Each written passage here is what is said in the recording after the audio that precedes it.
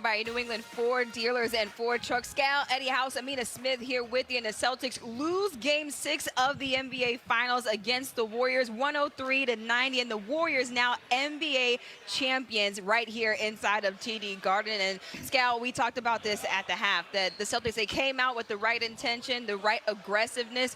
But the Warriors, they just showed up to close out this series. I mean, we didn't expect to be here at the beginning of the season, and we'll get into that in a little bit. But just your initial impressions of how this game unfolded. A lot of people say the Celtics weren't ready. I mean, I'm not really trying to hear that. I feel like when you're in this position, you got to take advantage of it. But I just felt like they weren't ready for the moment. And you could tell, like, even when the Celtics had a little momentum getting back into the game, they would turn the ball over 2 of the next 3 possessions, and then the Warriors would stretch it back to 13. Then they get it to 9, do the exact same thing all over again. So, I mean, I probably got it wrong. I thought, looking at our team, that we were bigger, stronger, physical, younger. But all that, like, didn't matter when the Warriors were making big play after big play, including Steph Curry, who deservingly got the Finals MVP. Yeah, now I got to start off by just saying congratulations to the Golden State Warriors, to the world champions, to those guys. And they showed why they are champions, why they are a dynasty, why they are dynastic. You looked at what Steph Curry was able to do. I mean, Draymond Green, you know, we've been on him and talking about where has he been at. And in the closeout game, he comes up with 12 rebounds and 8 assists. Jordan Poole, we said he was unplayable. He shows up with a big 15. Gary Payton II with 6. Andrew Wiggins, consistent 18 points every single game, it seems like. And Clay wasn't himself, but he still chipped in and got baskets when you needed. So I got to shout out them and salute them for coming in here in a hostile environment with an opportunity to close it out. The fans got into it. We cut it down to 9, I believe, at one point in the third quarter, and they didn't waver. It didn't shake them at all. They just went about their business, workmanlike, and they're the world champions. And we all had it wrong. We thought that the Celtics were the better team, that they had the better players. But in the end of it all, the Golden State Warriors were better, and I think not only were they better out on the court, I think that from top to bottom, I think Steve Kerr was better in times, and that's the reason why they're the champs. You talk about this team, this Warriors team being a dynasty, and you talk about Steph Curry winning that Finals MVP, and then also their head coach, Steve Kerr. He's been here 9 times, 9 championships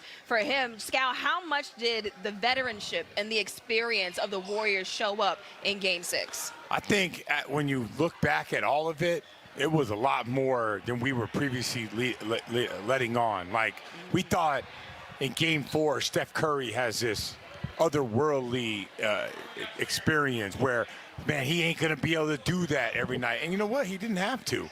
They found different ways to win. And it felt like, as you're watching from 4 on, you had one team that Eddie just nailed it, by the way. One team figuring out different ways to win with their limitations, and the other team figuring out ways to lose. And I agree with Eddie. Across the board, those guys made winning plays. Those guys had all kinds of things, like I said at the beginning, like Jordan Poole, man, the guy can't guard. He's a little bit loose with the basketball, delivers. Wiggins, known as being soft in Minnesota, like, oh, this guy is not the guy. They were about to trade him this offseason. Delivers. Obviously, Steph Curry, Klay Thompson, not the same. Delivers. Draymond Green, he lost it. Delivers.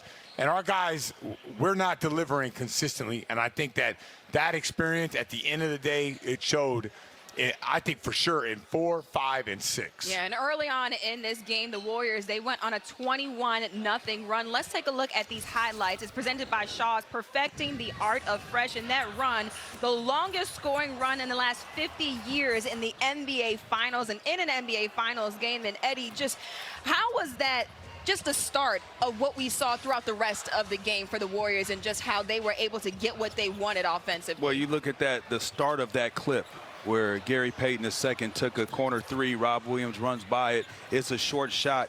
Gary Payton gets it, but Tatum and Pritchard is right there. They were just first to the basketball.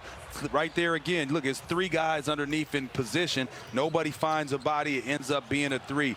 They were just first to the ball. They were hungry. They came in here to close it out. And, I mean, for them, it was poetic justice for them, right? They're looking at, for the Boston Celtics fans, they're looking at like, you guys were talking crazy to Draymond, you were talking crazy to Clay. Those are pros over there. You don't think that when they won that game at Golden State, they said, hey, we're coming out there, we're closing out in Boston to really stick it to those fans. I mean, that's what my mentality would have been. I know that's what your mentality would have been, and anybody who played that. So when I look at it, it's just, I feel like they came in, and it's sad to say, they just came in the hungrier, more aggressive, more desperate team, and they're a dynasty. Yeah. How are you a dynasty? You've been here before. You've won all these championships. You got a chance to get it again, and you're coming and you're hungrier than your opponent who is at home, who is trying to get the first one, who could possibly say, hey, we're going to be that new dynasty, right? You can start your own dynasty. Instead, now it's going to be questions. You know, we're going to see how the offseason is going to go, and it's going to be a lot of questions. I really hate to kind of question the effort of the Celtics team coming into this matchup, but just like you pointed out, Eddie, it just looked like the Warriors from tip were just playing with more effort. I will take out Al Horford because he was out there playing Jaylen Brown as well. Jaylen Brown as well. But at times, Scal, did it come down to effort between the Warriors and the Celtics in this matchup? I don't know if I want to just go all the whole effort thing. I just felt like one team was about the moment and the other team wasn't. And you know, I mean, to me, I look at like Jason Tatum.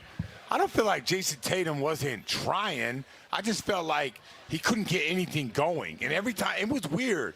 Like he would go to the basket, he'd just standing there, and he gets knocked to the floor. Like I don't know if I've seen. He made plays that I was watching. And not just with the ball loose with it or with Andrew Wiggins. I'm watching plays and thinking, like, this guy's, like, really out of it. And I don't know why. I'm trying to pinpoint it. Is it because of Andrew Wiggins? Is it because Draymond at the basket?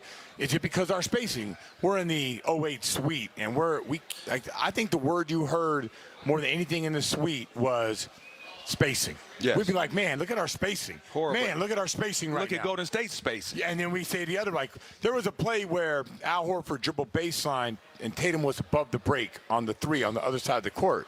It's like, you know, like, you dribble baseline, you got to drift baseline. If the ball goes to the basket, you're there. Because not just for your shot, it's for the guy right there so he could be aggressive. And if you don't have anything, you kick it out and you get the ball moving. By the way, I put it on the Scalastrator. We had a lot of times when we drove baseline, kicked the baseline, and got a good shot from that. And he just wasn't there. And so that's not, like, I think that's not effort. I don't think he's like, man, I'm not going there. I think it's just, like, mental. I think that our team, some of the guys were just out of it. And I was looking at the rebounds. That was the thing at the beginning of the game. I said it's going to let me know where Jason Tatum's mindset is. Is he going to be aggressive? I want to know how many rebounds. He had 3 rebounds at half, and I believe he ended up with 3 rebounds. He's not on the glass at all. That means he's not active. And that's where you can't let one thing lead to another. You have to be able to affect the game in other ways. And tonight he just wasn't there. Yeah, definitely wanted to see more out of Jason Tatum in this Game 6 closeout of the NBA Finals. All right, a look at that final score, 103-90. Coming up, we get some reaction from the podium. Celtics Post Game Live is presented by your New England Ford dealer.